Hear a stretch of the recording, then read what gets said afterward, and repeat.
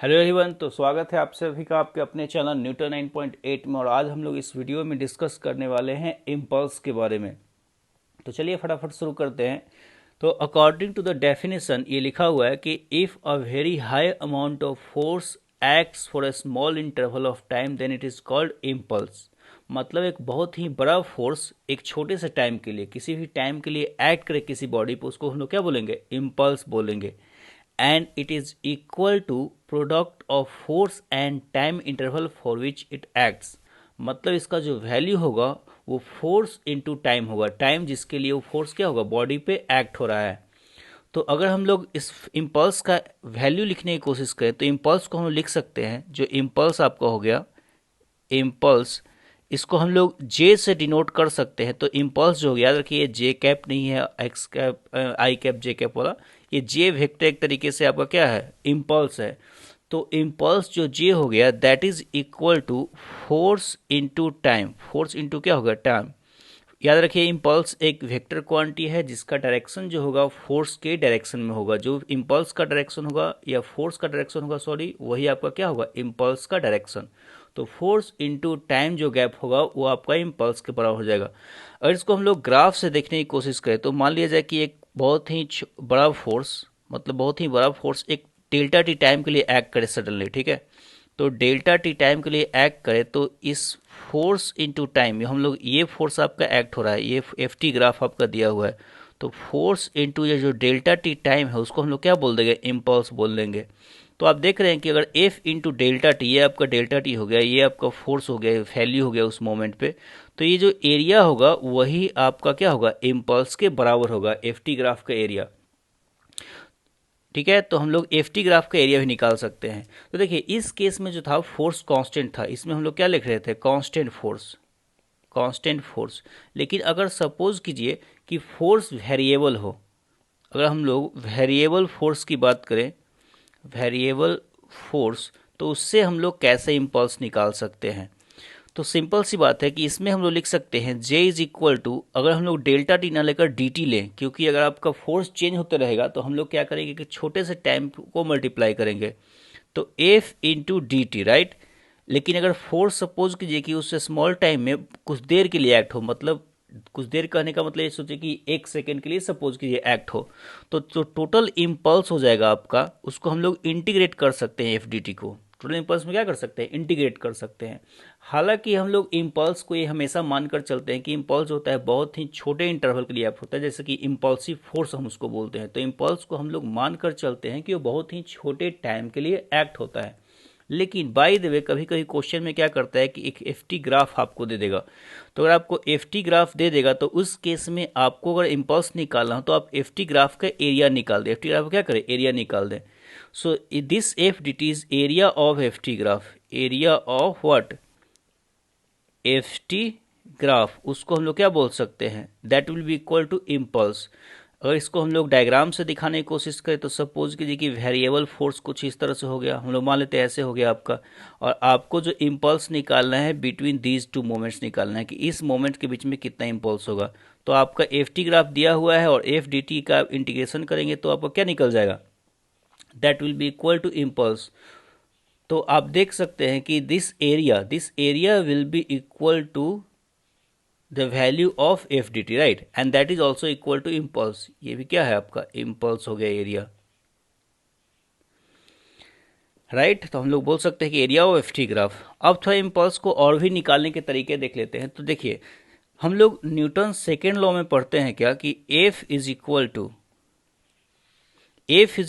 What, D P by D T, right. So अगर हम लोग dp का वैल्यू निकाले, dp इज इक्वल टू क्या बोल सकते हैं हम लोग, F D T. Actually F नहीं, हम लोग इसको एफ नेट भी बोल सकते हैं, net force is equal to, तो F net is equal to D P by T, right. तो और इसको हम लोग इंटीग्रेट कर देंगे तो आपका ये साइड लेफ्ट लेफ्ट साइड आपका का delta P is equal to integration of, अब वेक्टर को लगा सकते हैं, F net into D T, आपका ये एरिया हो जाएगा, ठीक है। तो हम लोग ये भी बोल सकते हैं कि जो इम्पल्स होता है that is, this is actually net impulse, हम लोग बोल सकते हैं कि नेट इम्पल्स। तो इम्पल्स जो होता है एफ इंटू डी टी तो होता ही है, साथ ही साथ हम यही बोल सकते हैं कि किसी ही बॉडी पर अगर इम्पल्स निकालना हो, नेट इम्पल्स निकालना हो, तो उसका हम लोग चेंज इन मोमेंटम भी निकाल सकते हैं। उसका हम लोग क्या निकाल सकते हैं? Change in momentum. ठीक है, तो ये तब होगी, ये जो हम लोग नेट इम्पल्स निकाले करें, क्योंकि आपका राइट साइड जो है आपका एफ नेट है। ठीक है, लेकिन सपोज कीजिए कि बॉडी पे एक ही फोर्स एक्ट हो रहा है, only single force is acting on the body, then we can say that net impulse, और you can say that net impulse will be equal to the impulse because of that single force, right? So we can say that if only one force is acting on the body, then impulse because of that force will be equal to the change in momentum. Impulse because of that force will be equal to change in momentum. तो इसको मैं statement में लिख देता हूँ थोड़ा clear में कर कर, कि हम लोग इसको ऐसे बोल सकते हैं, 1 सेकेंड, हम लोग इसको ऐसे बोल सकते हैं फाइनली, कि फाइनली आपका कंक्लूजन ये आ चुका है कि जो इम्पल्स है, this is impulse, actually impulse equal to integration of F D T, right? Integration of F D T, and this is also equal to change in क्या? Momentum. This is also equal to change in momentum. So और F D T को हम लोग बोल सकते हैं area of F T graph, area of F T graph, right? And this is equal to change in momentum. तो आप कोई भी तरीका यूज कर सकते हो। कभी कभी हम लोग अगर एफ टी ग्राफ दिया हो, अगर फोर्स दिया हो, टाइम दिया हो, तो हम लोग उसका एरिया निकालेंगे, या ए फोर्स और टाइम का मल्टीप्लिकेशन निकालेंगे, तब आपका इम्पल्स निकल सकता है। या तो सिंपली हम लोग अगर वेलोसिटी दिया हो तो हम लोग चेंज इन मोमेंटम निकाल सकते हैं। तो क्या बोल सकते हैं? Change in momentum. तो ये तरीके हैं आपके इम्पल्स निकालने का। सिंपल सी बात है कि इम्पल्स निकालने के लिए आप एफ टी का प्रोडक्ट निकालिए, या चेंज इन मोमेंटम निकालिए, या एफ टी का एरिया निकालिए, क्योंकि एफ टी का जो प्रोडक्ट होगा एफ टी ग्राफ का एरिया के बराबर होगा। चलिए, तो हम लोग आगे अब आते हैं। तो क्वेश्चन है आपका, एरिया शुरू करते हैं हम लोग कि find the impulse of given force. तो हम लोग यहाँ पर इम्पल्स निकालना है। ठीक है, तो अभी मैंने आपको बताया कि अगर एफ टी ग्राफ दिया हो, ठीक है, तो एफ टी ग्राफ में इम्पल्स कैसे निकालेंगे? एफ टी ग्राफ का एरिया से। तो आप देख सकते हैं कि ये थोड़ा आपका जो ग्राफ है ट्रेपेजियम टाइप का है, तो इसका जो एरिया होगा, इसका जो एरिया होगा हम लिख सकते हैं कि इम्पल्स जो होगा, impulse will be equal to, means J will be equal to what? Its area of FT graph, right? So area of FT graph, and this area will be equal to half into summation of parallel side, which is on the lower side is 10, on the upper side it is what? How much? 5. So summation of parallel side is 10 plus 5 into the distance between parallel side, which is 10, right? ये जो height हो गया आपका वो कितना हो गया? 10 हो गया, right? So this value will be equal to 75। जो यूनिट हो जाएगा आपका फोर्स इंटू टाइम हो जाएगा आपका न्यूटन इंटू सेकेंड, और एक और आपका यूनिट है मोमेंटम के यूनिट के बराबर, क्योंकि आप देख सकते हैं कि इम्पल्स का जो वैल्यू है वो चेंज मोमेंटम के बराबर है। तो या आप न्यूटन इंटू सेकेंड लिखिए, नहीं तो मोमेंटम का यूनिट भी आप लिख सकते हैं, जो कि हम लोग आगे यूज करेंगे। So this will be equal to impulse, right? चलिए, अब हम लोग का नेक्स्ट क्वेश्चन है क्या, कि a projectile of mass m projected with velocity u at an angle theta, then find the impulse imparted by gravity during total time of flight। मतलब पूरे टाइम ऑफ फ्लाइट में जब तक कि वो एयर में है उतने देर में कितना इम्पल्स इम्पार्ट करेगा gravity. So this diagram will be like this, we have angle theta and the mass is m and the velocity is u, right? तो ये कुछ बॉल इस तरह से जाकर इस तरह से आएगा, ठीक है, and here we have to calculate impulse, right? तो देखिए, अब यहाँ पर क्या है कि जहाँ भी बॉडी रहेगा हर जगह पे उस पर जो फोर्स लगता है, कांस्टेंट फोर्स mg हमेशा डाउनवर्ड की तरफ लगते रहेगा। एक कांस्टेंट फोर्स mg क्या रहेगा? डाउनवर्ड की तरफ लगते रहेगा। तो इम्पल्स जो है आपका, इम्पल्स जो मैंने आपको बताया था कि इम्पल्स दो तरीके से होता है आपका, फोर्स इंटू, फोर्स कांस्टेंट है तो एफ इंटू डेल्टा टी मैं कर दे रहा हूँ, नहीं तो आप चेंज इन मोमेंटम से भी निकाल सकते हैं। तो इस केस में मैं force into delta T use कर लेता हूँ, ठीक है। चेंज इन मोमेंटम में नेक्स्ट टाइम यूज़ कर लूँगा कभी, लेकिन इस केस में फोर्स सिंपल दिख रहा है कि नीचे की तरफ एक्ट हो रहा है वो कांस्टेंट है, तो फोर्स जो लगेगा आपका माइनस एम। चलिए हम लोग डायरेक्शन भी लेते चलते हैं, हालांकि एग्जाम में वो मैग्नीट्यूड ही बस पूछेगा, लेकिन हम लोग डायरेक्शन लेते चलते हैं, डाउनवर्ड डायरेक्शन को नेगेटिव लिया जाता है। तो सपोज कीजिए कि फोर्स को मैं लिख रहा हूँ minus M G, because it is acting in downward direction. And the time will be equal to total time of flight which is 2u sin theta by G, right. This is the time of flight. So the value of net impulse will become equal to, actually the value of impulse because of the gravity will become equal to minus mu sin theta, actually minus 2mu sin theta. ये आपका answer हो जाएगा। इसको हम लोग एक और तरीके से लिख सकते हैं, यूनिट जो होगा न्यूटन इंटू सेकेंड भी लिख सकते हैं, नहीं तो आप इस यूनिट को भी यूज कर सकते हैं केजी मीटर पर सेकेंड, क्योंकि ये मोमेंटम का यूनिट है, mass into velocity, right. So KG metre per second, this is the value of impulse imparted by the gravity during total time of flight. आप इसको दूसरे तरीके से ही बना सकते हैं, आप खुद से ट्राई कीजिए इसको, क्योंकि फाइनल वेलोसिटी आपको पता है कि यहाँ पर कुछ ux रहेगा, uy रहेगा, और नेट वेलोसिटी तो आपको पता है कि यहाँ पर भी u ही हो जाएगा। x कंपोनेंट कितना है, y कंपोनेंट आपको पता है, यहाँ पर भी x कंपोनेंट कितना है, आपका y कंपोनेंट कितना है, ये भी आपको पता है। तो आप चेंज इन मोमेंटम निकाल सकते हैं टोटल टाइम ऑफ फ्लाइट में, राइट। चलिए हम लोग नेक्स्ट क्वेश्चन पे आते हैं। तो नेक्स्ट क्वेश्चन में दिया हुआ है कि a ball of mass 0.5 kg hits the wall perpendicularly with a speed 20 metres per second and bounces back with 10 metre per second. तो हम लोग डायग्राम बना लेते हैं थोड़ा। आपके दो पार्ट्स हैं इस क्वेश्चन में, तो डायग्राम में ये कुछ हो जाएगा कि आपका ये वॉल हो गया। The question is the ball hits the wall with velocity 20 metres per second, इसको हम लोग v1 मान लेते हैं, ठीक है। और it bounces back with velocity how much, it's 10 metres per second, इसको हम लोग मान लेते हैं v2। So we have to calculate the mass, तो दिया हुआ है the mass of ball is equal to 0.5 kg, M is equal to how much 0.5 kg, correct. तो चलिए डायग्राम तैयार है आपका। तो फर्स्ट पार्ट में लिया कि impulse imparted by the wall, ठीक है। देखिए इस केस में हम लोग ये नहीं जानते हैं कि वॉल जो है कितना फोर्स लगा रहा है, इस केस में ये अभी पता हम लोग को नहीं है। तो हम लोग निकालेंगे कैसे इम्पल्स, तो इम्पल्स का दूसरा तरीका यूज करेंगे कि यहाँ पर तो एक ही फोर्स एक्ट हो रहा है जो कि वॉल एक्ट करेगा, हॉरिजॉन्टल में एक ही फोर्स एक्ट हो रहा है जो कि वॉल इस पर लगाएगा फोर्स, ठीक है। तो हुआ क्या होगा कि जैसे ही ये बॉल कोलाइड करेगा वॉल के साथ, तो सडनली जो है एक बहुत बड़ा फोर्स एक्ट होगा, उस फोर्स के कारण इस अपना डायरेक्शन क्या कर लेगा, चेंज कर लेगा।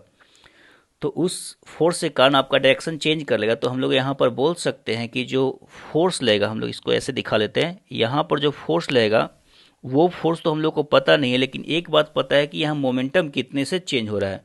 तो इम्पल्स के लिए मैं दूसरा तरीका यूज करता हूँ, impulse equal to we know that it's F delta T, but it is also equal to change in momentum, change in momentum. तो मैं इसको यूज करता हूँ इस केस में, राइट, क्योंकि हम लोग को मोमेंटम चेंज दिया हुआ है। तो चेंज मोमेंटम अगर यूज करेंगे तो हम लोग ये बोलेंगे कि जे इज इक्वल टू हम लोग किसी एक डायरेक्शन को पॉजिटिव निगेटिव मानते हैं, या अभी कर सकते हैं हम मैग्नीट्यूड ही आपसे पूछा जाएगा एग्जाम में, तो हम लोग सिंपली मैग्नीट्यूड को निकालते हैं, वेक्टर्स को अवॉइड करते हैं। तो जो जे का जो मैग्नीट्यूड हो जाएगा वो हो जाएगा आपका डेल्टा पी, ठीक है।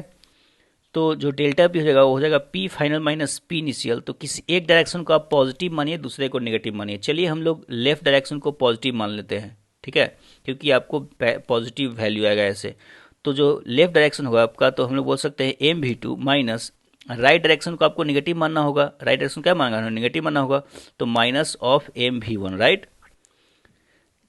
लेफ्ट डायरेक्शन को मैं पॉजिटिव मान रहा हूँ और राइट डायरेक्शन क्या मान लूंगा, नेगेटिव। तो फाइनल जो मोमेंटम हो जाएगा वो एम वी टू पॉजिटिव होगा और इनिशियल जो मोमेंटम होगा एम वी वन नेगेटिव होगा। तो यहाँ पे लिख सकते हैं M V two plus V one, right.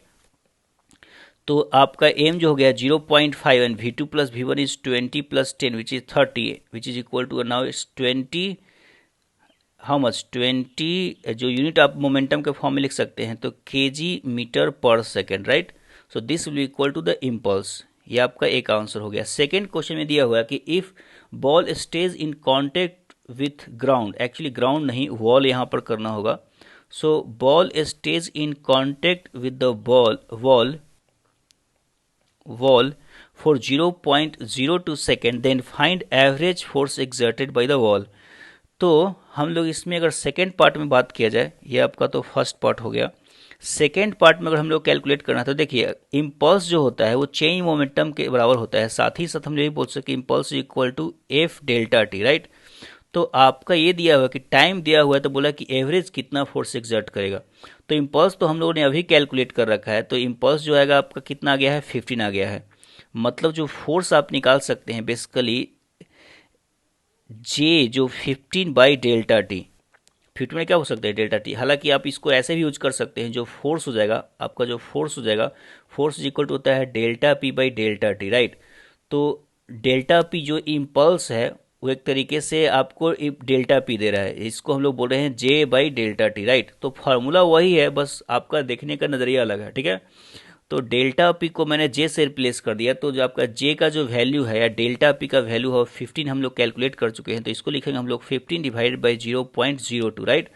तो इसको हम लोग लिख सकते हैं कि 1500 divided by 2 which is equal to 750 newton, actually 750 newton. तो इतना फोर्स एक्ट होगा उस स्मॉल इंटरवल ऑफ टाइम के लिए, तभी आपका जो इम्पल्स हो रहा है आपका 15 केजी मीटर पर सेकेंड हो रहा है। तो इसको हम लोग ऐसे कैलकुलेट कर सकते हैं। बिल्कुल न्यूटन सेकेंड लॉ पे आपका क्वेश्चन है। चलिए नेक्स्ट क्वेश्चन में दिया हुआ है, नेक्स्ट क्वेश्चन में दिया हुआ कि if ball hits the wall and bounces back with the same speed then find impulse imparted by the wall. तो इस केस में भी आपके पास फोर्स तो है नहीं, तो आपको एक ही चीज है इम्पल्स निकालने के लिए कि दिया हुआ है वेलोसिटी इनिशियल और फाइनल। तो इनिशियल वेलोसिटी आप देख सकते हैं, फाइनल वेलोसिटी मैं यहाँ पर ड्रॉ कर देता हूँ। फाइनल वेलोसिटी इस तरह से हम लोग ले सकते हैं कि यहाँ पर जो वेलोसिटी हो गया है इस डायरेक्शन में हो गया है आपका, जो वेलोसिटी फाइनल है वो भी सेम है। दिया हुआ है कि if ball hits the wall and bounces by the same speed, actually velocity नहीं स्पीड क्योंकि डायरेक्शन आपका चेंज हो रहा है, then find impulse imparted by the wall. ठीक है, तो हम लोग इसको ऐसे कर सकते हैं, मोमेंटम चेंज आपको निकालना है। तो चलिए मोमेंटम चेंज निकालते हैं। तो ये थीटा जो दिया हुआ है इनिशियल फाइनल एंगल इक्वल है, तो हम लोग ये बोल सकते हैं कि ये आपका इनिशियल वेलोसिटी हो गया है 1 सेकेंड, ये आपका इनिशियल वेलोसिटी हो गया है। तो इसको हम लोग रिजॉल्व कर कर वेक्टर्स में दिखाते हैं कि ये एंगल आपका थीटा हो जाएगा। तो ये जो वेलोसिटी का कंपोनेंट जाएगा आपका कितना जाएगा, u cos थीटा, राइट।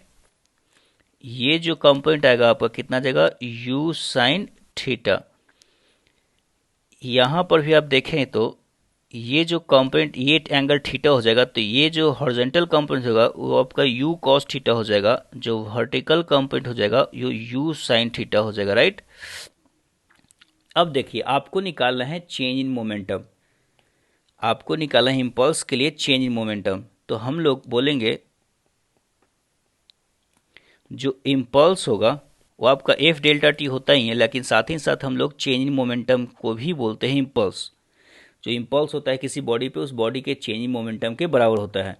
तो J is equal to delta P. अब आपका देखिए यहाँ पर डेल्टा पी को भी हम लोग ऐसे निकाल सकते हैं कुछ कि देखिए वाई डायरेक्शन में आपका वेलोसिटी जो है एक ही है।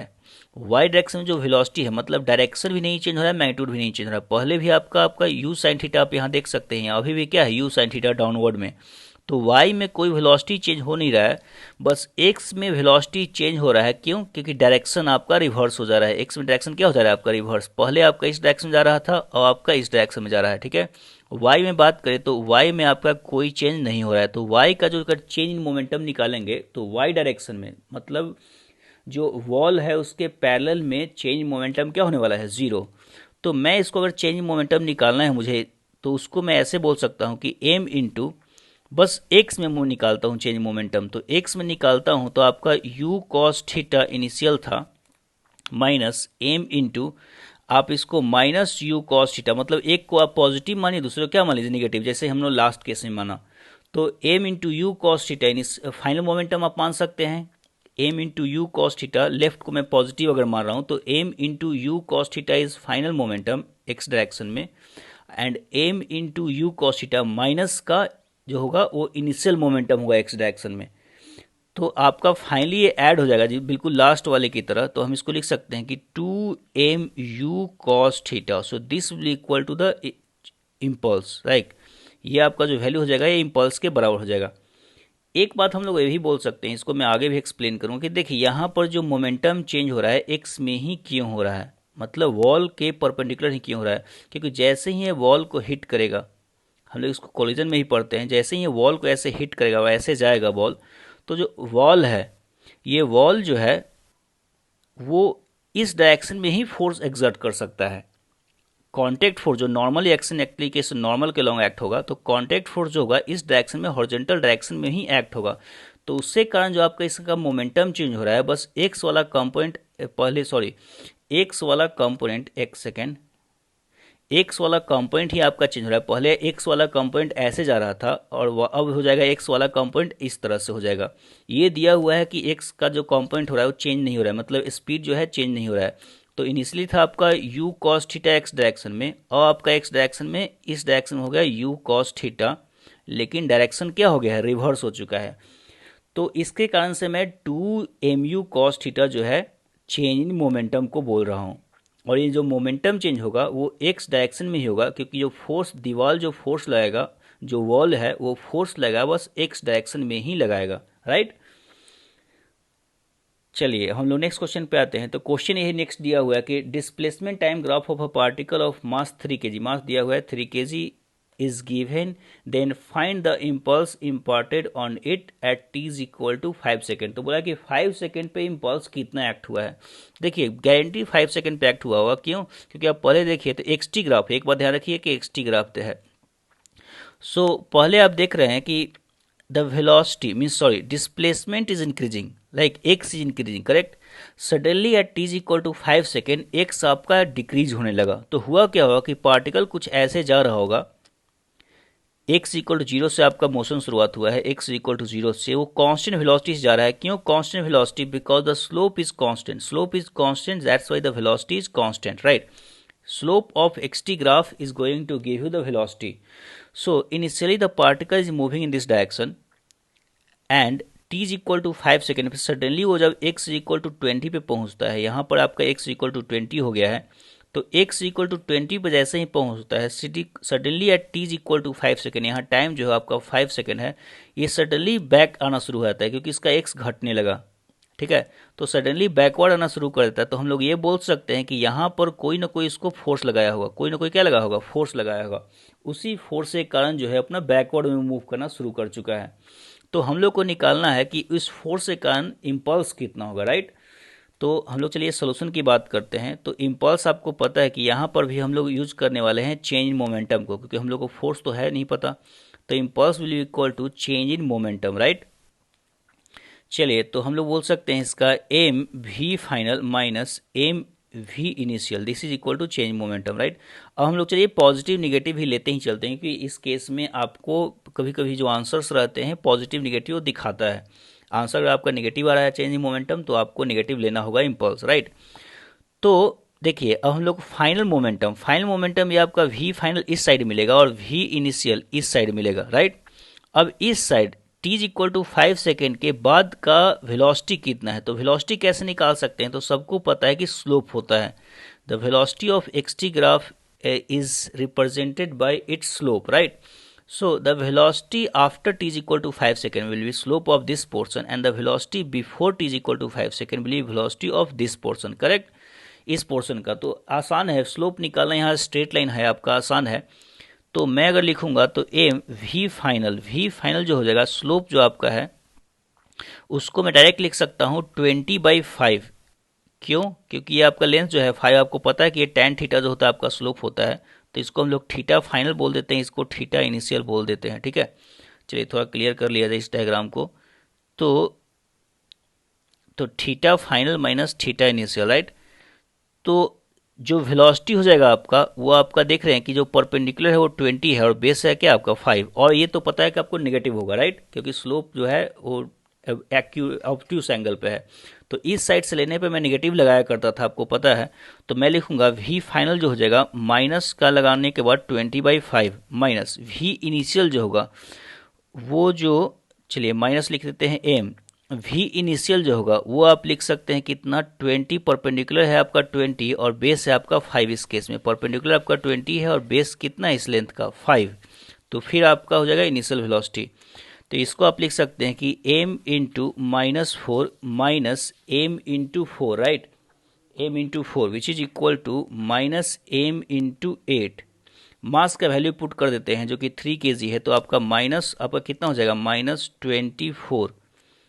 इसको हम लिख सकते हैं, जो मोमेंटम होगा उसका यूनिट यूज़ कर सकते हैं, या न्यूटन इंटू सेकेंड, जो भी इच्छा हो, दोनों एक बराबर ही है आपका। तो -24 newton into second, that will be equal to the change in momentum, और you can say the impulse imparted at t is equal to 5 second, right. तो ये आपका लास्ट क्वेश्चन था। हम लोग नेक्स्ट वीडियो में कुछ और इंटरेस्टिंग क्वेश्चन डिस्कस करेंगे। तब तक के लिए thank you and bye bye.